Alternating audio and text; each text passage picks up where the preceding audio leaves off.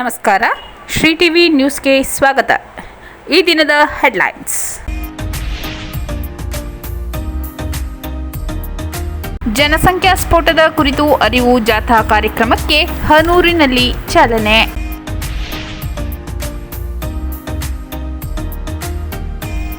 ಹೊಂಡರಬಾಳುವಿನಲ್ಲಿ ನಡೆದ ಎನ್ಎಸ್ಎಸ್ ವಾರ್ಷಿಕ ಶಿಬಿರದ ಸಮಾರೋಪ ಸಮಾರಂಭ. ಜುಲೈ 13ರಂದು ಚಾಮರಾಜನಗರ ಪಟ್ಟಣದ ವಿವಿಧೆಡೆ ವಿದ್ಯುತ್ ವ್ಯತ್ಯಯ. ಚಾಮರಾಜನಗರದ ದೇವಾಂಗ ಬೀದಿಯಲ್ಲಿ ಕುಡಿಯುವ ನೀರಿಗೆ ಹಾಹಾಕಾರ.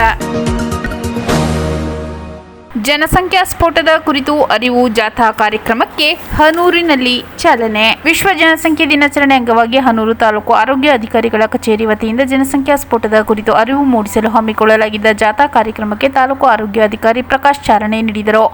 ಈ ವೇಳೆ ಜಾಥಾವನ್ನು ಉದ್ದೇಶಿಸಿ ಮಾತನಾಡಿದ ಜಿಲ್ಲಾ ಕುಟುಂಬ ಕಲ್ಯಾಣಾಧಿಕಾರಿ ಡಾಕ್ಟರ್ ಅಂಕಪ್ಪ ಅವರು, ಜಿಲ್ಲೆಯಾದ್ಯಂತ ಜುಲೈ 11ರಿಂದ 24ರವರೆಗೆ ವಿಶ್ವ ಜನಸಂಖ್ಯೆ ದಿನಾಚರಣೆ ಅಂಗವಾಗಿ ಸೇವಾ ಪಾಕ್ಷಿಕ ಕಾರ್ಯಕ್ರಮ ಹಮ್ಮಿಕೊಳ್ಳಲಾಗಿದೆ. ಕೆಲವು ದಂಪತಿಗಳು ಮಗು ಹೆರುವುದನ್ನು ನಿಲ್ಲಿಸಲು ಅಥವಾ ಮುಂದಿನ 2 ಅಥವಾ 2ಕ್ಕಿಂತ ಹೆಚ್ಚು ವರ್ಷಗಳ ಕಾಲ ಅಂತರ ಕಾಯ್ದುಕೊಳ್ಳಲು ಬಯಸುತ್ತಾರೆ. ಆದರೆ ಯಾವುದೇ ಗರ್ಭನಿರೋಧಕ ವಿಧಾನ ಬಳಸುವುದಿಲ್ಲ. ಹೀಗಾಗಿ ನಮ್ಮ ದೇಶದಲ್ಲಿ ಕುಟುಂಬ ಯೋಜನೆ ತಿಳುವಳಿಕೆ ಕೊರತೆ 9.4% ಜನರಲ್ಲಿದೆ ಎಂದರು. ಈ ಅಂತರವನ್ನು ಶೂನ್ಯಕ್ಕೆ ತಂದಾಗ ಮಾತ್ರ ಜನಸಂಖ್ಯೆ ಸ್ಥಿರೀಕರಣ ಸಾಧ್ಯ. ಕುಟುಂಬ ಕಲ್ಯಾಣ ಯೋಜನೆಯಡಿ ಲಭ್ಯವಿರುವ ತಾತ್ಕಾಲಿಕ ವಿಧಾನಗಳಾದ ಐಯುಸಿಡಿ ಅಳವಡಿಕೆ, ಅಂತರ ಚುಚ್ಚುಮದ್ದು, ಛಾಯಾ ಮಾಲಾಯನ್, ಕಾಂಡೋಮ್ ಸೇರಿದಂತೆ ಇತರ ಗರ್ಭನಿರೋಧಕಗಳ ಬಗ್ಗೆ ಅರ್ಹ ದಂಪತಿಗಳು ಮನವೊಲಿಕೆಯಾದಲ್ಲಿ ಜನಸಂಖ್ಯೆ ಸ್ಥಿರೀಕರಣಕ್ಕೆ ತರುವುದು ಮತ್ತಷ್ಟು ಸುಲಭ ಎಂದರು.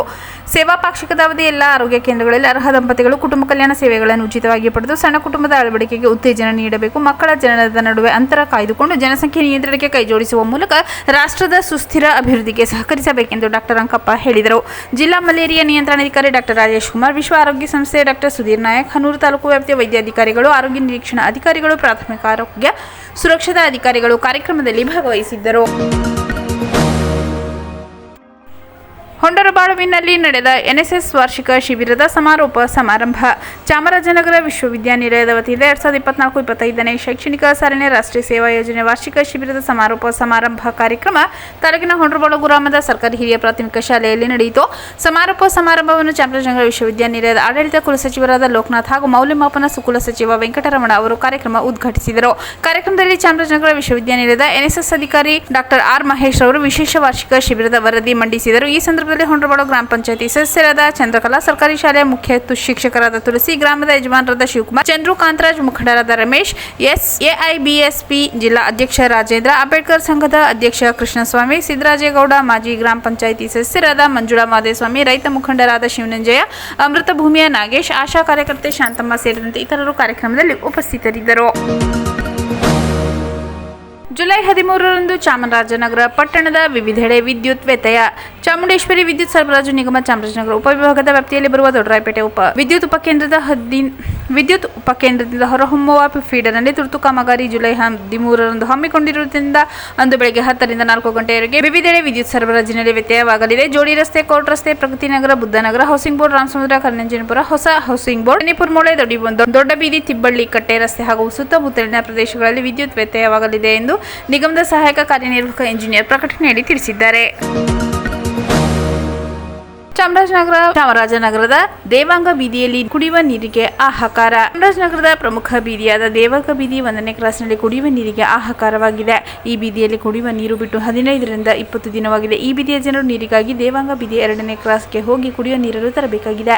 ತುಂಬಾ ವಯಸ್ಸಾದವರು ಹಾಗೂ ಮಹಿಳೆಯರು ಸಹ ಸುಮಾರು 600ರಿಂದ 700 ಮೀಟರ್ ನಡೆದುಕೊಂಡು ಹೋಗಿ ಕುಡಿಯುವ ನೀರು ತರಬೇಕು. ಈ ವಾರ್ಡ್ನ ನಗರಸಭಾ ಸದಸ್ಯರಿಗೆ ಕರೆ ಮಾಡಿದರೆ ಇಡೀ ಚಾಮರಾಜನಗರಕ್ಕೆ ನೀರು ಬಿಟ್ಟಿಲ್ಲ, ನಿಮಗೆ ಬಿಡುವುದು ಯಾವುದೋ ಮೋಟಾರ್ ರಿಪೇರಿ ಎಂದು ಹೇಳುತ್ತಾರೆ. ಈ ಹಣ ಇದ್ದವರು ಟ್ಯಾಂಕರ್ಗಳಲ್ಲಿ ನೀರು ಹಾಕಿಸಿಕೊಳ್ಳುತ್ತಿದ್ದಾರೆ. ಆದರೆ ಇಂತಹ ಬಡವರು ಏನು ಮಾಡಬೇಕು? ತಮ್ಮ ಕೆಲಸ ಕಾರ್ಯಗಳನ್ನು ಬಿಟ್ಟು ನೀರಿಗಾಗಿ ಹೋರಾಡಬೇಕಾಗಿದೆ. ಅದಲ್ಲದೆ ಪಕ್ಕದ ಬೀದಿಯ ಸ್ಥಳರು ಸಹ ನೀರು ನೀಡಲು ನಿರಾಕರಿಸುತ್ತಿದ್ದಾರೆ. ಆದ್ದರಿಂದ ಸಂಬಂಧಪಟ್ಟ ನಗರಸಭಾ ಅಧಿಕಾರಿಗಳು ನಗರಸಭಾ ವತಿಯಿಂದ ಟ್ಯಾಂಕರ್ಗಳನ್ನು ಕಳಿಸಿ ನೀರಿನ ಸಮಸ್ಯೆಯನ್ನು ಬಗೆಹರಿಸಬೇಕೆಂದು ಬಡಾವಣೆಯ ನಿವಾಸಿಗಳು ಒತ್ತಾಯಿಸಿದ್ದಾರೆ. ಮತ್ತೊಮ್ಮೆ ಮುಖ್ಯಾಂಶಗಳು. ಜನಸಂಖ್ಯಾ ಸ್ಫೋಟದ ಕುರಿತು ಅರಿವು ಜಾಥಾ ಕಾರ್ಯಕ್ರಮಕ್ಕೆ ಹನೂರಿನಲ್ಲಿ ಚಾಲನೆ.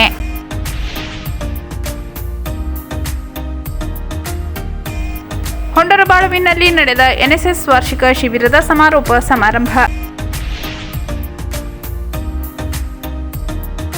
ಜುಲೈ 13ರಂದು ಚಾಮರಾಜನಗರ ಪಟ್ಟಣದ ವಿವಿಧೆಡೆ ವಿದ್ಯುತ್ ವ್ಯತ್ಯಯ.